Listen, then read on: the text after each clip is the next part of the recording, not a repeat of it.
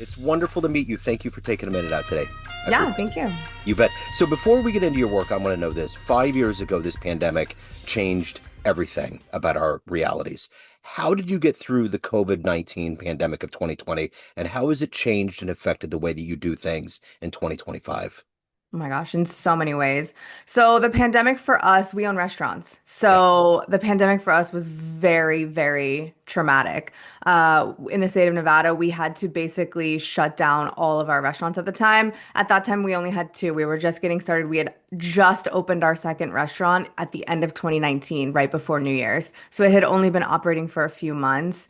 And then we had to shut everything down for 6 weeks. We took that time to reflect and kind of streamline all of our systems and processes and figure out how we could work leaner, be more nimble, have less staff, all of these things. So when we reopened with takeout only, we had to do that. I don't know if you had this where you were, where it was like a tiered reopening Yeah. system. So we had to like 10% of the dining room we could see, 20% of the dining room. It was a whole thing for months, I mean, almost years. Yeah. So we came out of it actually much stronger. And what we found is during that time, restaurants were, I mean, customers were really, really supportive because they understood the plight of restaurants. Now, what we're finding in a post-pandemic world is that restaurants are suffering even harder now. Small businesses in general are dealing with tariffs and inflation and all these things. But customers have lost their patience overall because they're also facing these things. And I think during COVID, there was checks being sent out and extra money and not a lot of people could work from home. Now people are suffering as well as small businesses. So that's been really challenging for us in this last kind of 6 to 8 months. So let's get to the heart and soul of what you do on a daily basis. And to do that, I'm going to put you in a school. It's 12-year-olds, it's career day, and the kid in the back of the room is like, "Hey, what do you do for a living?" How do you answer them? Well, I have like 27 jobs, but my main job is I'm a restaurateur. I'm a restaurant owner. I own 7 restaurants, but I also help small business owners do more with their marketing with less money. So I coach and I public speak and do a lot of different talking to just specific small business owners on how to do more with less. So what did you want to be at 12 years old? What was your dream gig? Well, at 5 years old, I either wanted to be a dolphin trainer or an archaeologist. Okay. Neither of which I am now, but I'm still fascinated by archaeologists and I'm a huge animal lover. So I sit on the board of an animal charity and I also own vegan restaurants. So there you go. So do you ever listen to Moby, the musician? Do you ever listen to any of his Yeah, I podcasts? know Moby. Yeah. Okay, very vegan. He always has people on that are talking about it, and it's fascinating. It's one of those facets of reality we've just normalized, kind of this carnivore idea, and it's like whenever you really start getting into that world of protecting animals, it just all makes sense because it's just not a part of like the norm. It all makes sense when you really think about where our food comes from. Uh-huh. But at the same time, I do understand that we're kind of conditioned to eat this way. So it is really hard for a lot of people. Yeah, So I don't like to get preachy. right. I haven't listened to his podcast, so I don't know where his stance is. I have a different perspective on changing people's mind. Yeah, I think that you can change people's mind by showing them how incredible plant-based food can be. yeah. And that's what we've done with our restaurants. And that's what I continue to do through my talking and through all these things is kind of educating people, yes, but inspiring them more. Because you can tell somebody to, hey, I love Coca-Cola. If you tell me like Coke is bad for me, Coca-Cola, I'm gonna say, I don't care. I Right. really like it. It's really good. It makes me feel good. Yeah, So it's hard to just tell somebody, hey, you shouldn't do this because XYZ. But sure. if you can inspire them to make changes, even small changes, you'd be surprised 75% of our customer base does not identify as vegan or vegetarian. They just like our food and they like that it's a healthier option for them on that day. Yeah. To me, more people now are living this kind of flexitarian lifestyle, especially these younger generations Mhm. where they don't like labels. So they're just kind of doing what they do and they don't want to be put into a box. And I Yeah. think that's why we've been really successful. Yeah, I think it's like parenting. I think you can tell the kid over and over to do something, but they're going to watch what you're doing. That's just all there is 100%. to it. I remember when I knew I was going to have my son, who's 20 now, I quit smoking. Like I was on and off, and then I just was like, my My children are not going to see that. It just isn't Yeah, going to happen because you can just talk till you're blue in the face. But if you do it, it's like, what are you talking about? You know? exactly. So, so take me back to your childhood. Where were you born and raised? I was born and raised, well, I was born in kind of the Fort Myers, Florida area, Okay. but I was raised in Orlando. So I grew up in the Orlando, Altamont Springs area. I lived there until I was 18. And then I left home. I was a performer. So I started off as a performer. I grew up doing competition, ballet, jazz, tap. When I turned 18, I went to work on cruise ships. I worked for Royal Caribbean for 6 months. I hated it. It was not for me. Yeah. And then I moved to LA to audition and do all these things. And then I had a friend that was performing in Siegfried and Roy in Vegas. And she said, "You should come to Vegas. There's so much opportunity. There's so many shows. There's so much to do." So I moved here in 2003 and I started auditioning and I just worked for 10 years performing with different magicians. I was a showgirl. I worked with Holly Madison and Coco in Peep Show, Jerry Mitchell's show that was huge here. Yeah. So I did that for a long, long time.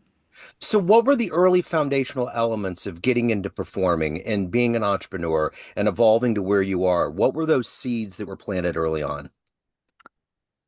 I never, ever, as a child or a young adult, thought about being a business owner. I truly didn't. But what I learned through performing and through competitive dance is number one, how to be extremely competitive and how to be extremely disciplined. I've taken a couple personality tests now in as an entrepreneur where they kind of teach you how to fit and work with other people. And what I found in all of these personality tests and all the people, the proctors always laugh because I'm more competitive than 98% of the population. Some of that is probably genetic, but a lot of that is probably because I was raised to compete against people my entire childhood and young adult life. So it makes me very competitive in business. So a lot of those things that I learned early on, I bring with me now, and I truly believe that it's the basis for my success. So let me ask you this. Who has been that inspirational force, that hero in your life that's allowed you to evolve and to find your place right now?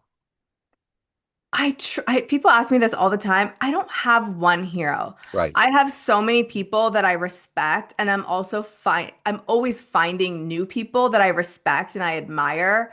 I'm a big advocate of being the small fish in a big pond.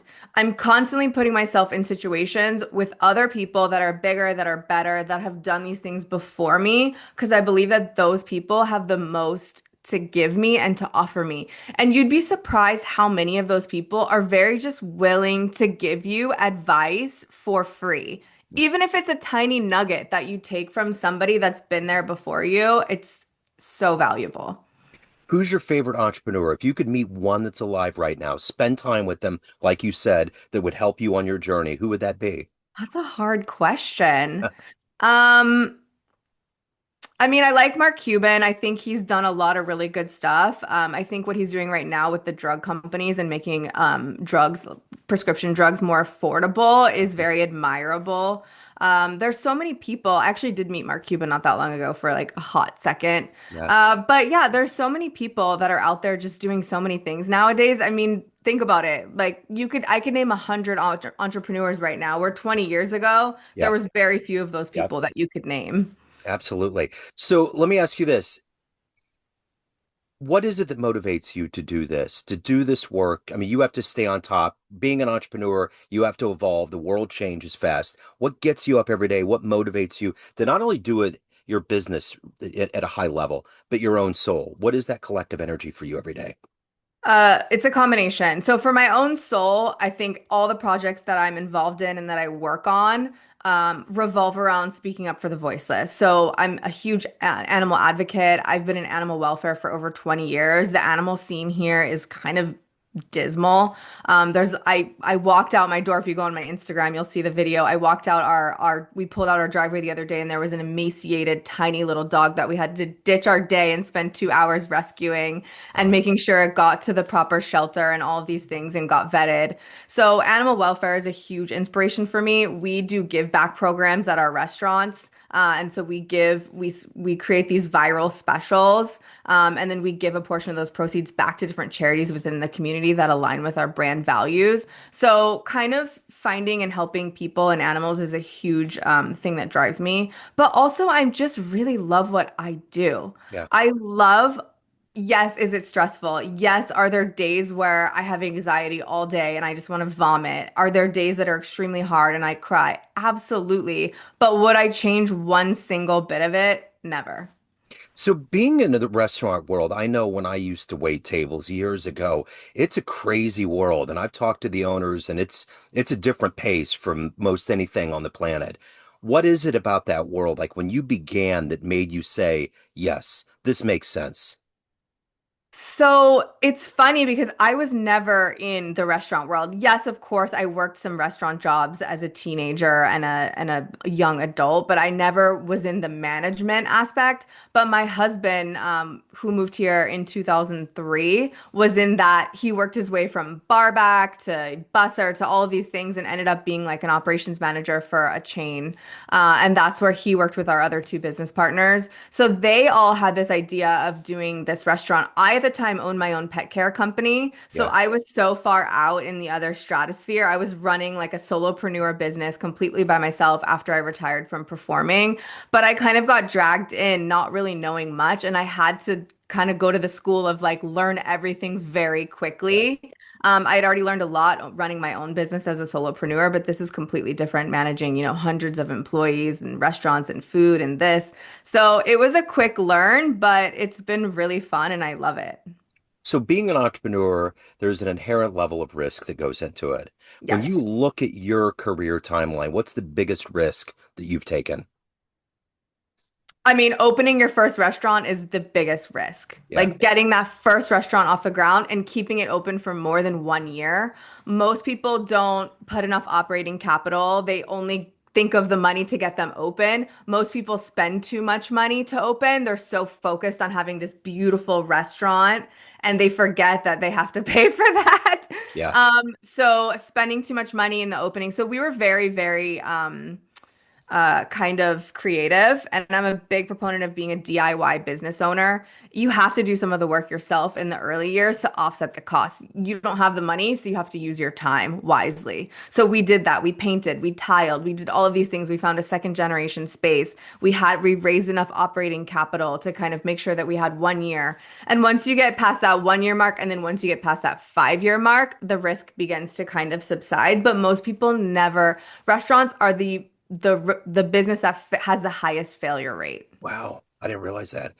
So if you had a dream tonight, ran into the 18-year-old version of you, ready to go out into the world and change it, and you could give that version of you a piece of advice based on this life you've lived, the choices you've made, the wisdom you've accumulated, what advice would you impart? And would that version of you listen? That version of me would absolutely not listen because I am so stubborn, but I would say stay humble, stay yourself, and don't bend for anyone.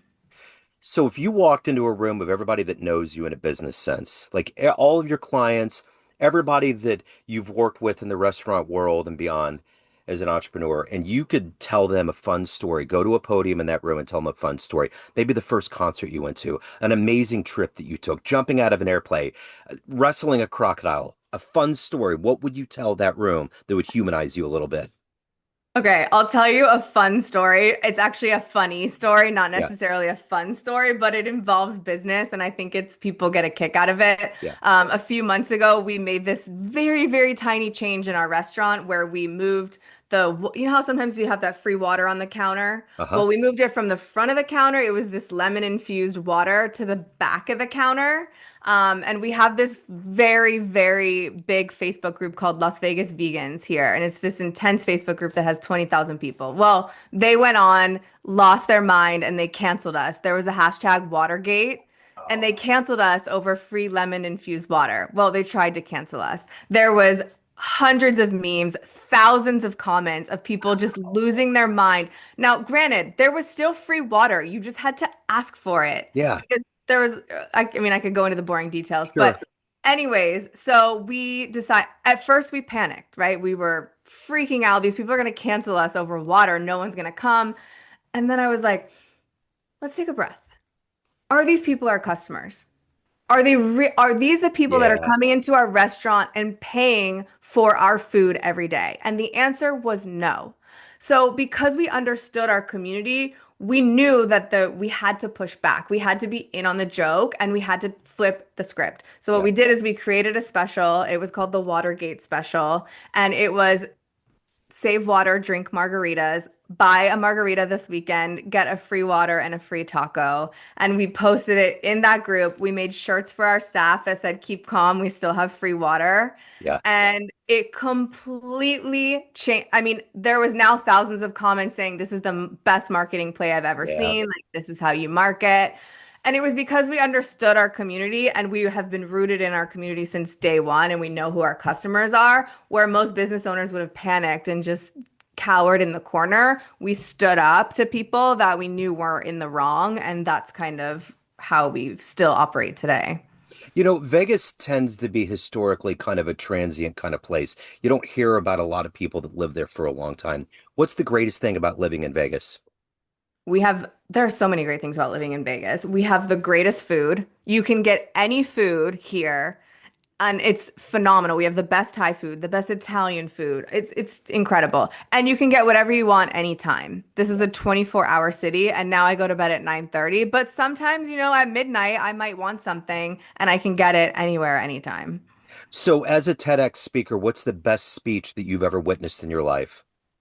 Um, okay, I just saw this guy's TED. It wasn't a TEDx, it was an official TED, and I cannot remember his name right now. I'm gonna draw a blank, but I follow him on Instagram, and what he did is he was dying. He almost died 3 times, and he had a disease that there was no known cure for, but he was a researcher and a scientist, and he created this foundation where they researched the 4,000 drugs that we already know and use and applied genetic testing, and he was able to find an existing drug for himself that was used for something else that would work for his disease, and he cured himself. He's now been alive for 10 years and he was told that he had to say goodbye to his friends and family.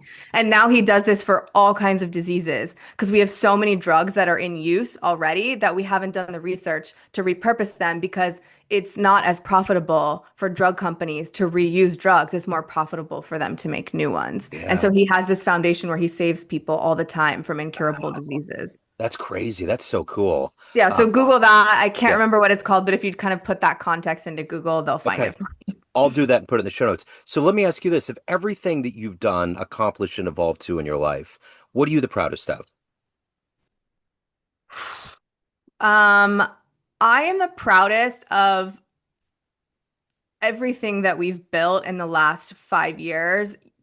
It's so incredible the response that we've gotten when people come into our restaurants and they say, wow, this is vegan food. If this is vegan food, I could be a vegan or I could eat this every single day. And I think that's something that really goes back to the mission that when we started was saving the world one taco at a time. And we apply that in so many different ways. We apply that by giving back to charity, but we also apply that in changing people's hearts and mind and the way that they look about food. And that's something that I'm honestly so proud of. And whether we had one restaurant or we have 100 restaurants, which hopefully we will in the next 5 years because we're franchising now, if we can change half those people that come in and eat, if we can change the way they look at food and the way they look at where their food comes from, then I've done my job. What's the last restaurant that you walked into and thought, wow, this is impressive? Like, because you obviously know that world very well. When's the last time you walked into a restaurant you were blown away? Oh my gosh. Have you been to Vegas? Every restaurant is like a $2 million crazy, beautiful. There's so many. I Yeah. mean, there's so many here. They're all gorgeous. They're all phenomenal. It's so hard to pick. Okay. All right. And so let me ask you this. Everyone has a perception of you, family, friends, all of your clients, everyone that you work for, everyone that works for you, but you run the show. What's your perception of you? Who do you think you are? I think I'm tough, but I think I'm loyal. So, yes, I'm direct. I think people that scares them sometimes. If you ask me my opinion, I'm going to give it to you very directly. And maybe sometimes if you don't ask me, But at the same time, if you're my friend or somebody that I care about or a family member, I will ride or die to you. My sister sent me this really funny meme on Instagram the other day, and she's like, "This is you. Like, you could have written this." And it was two people.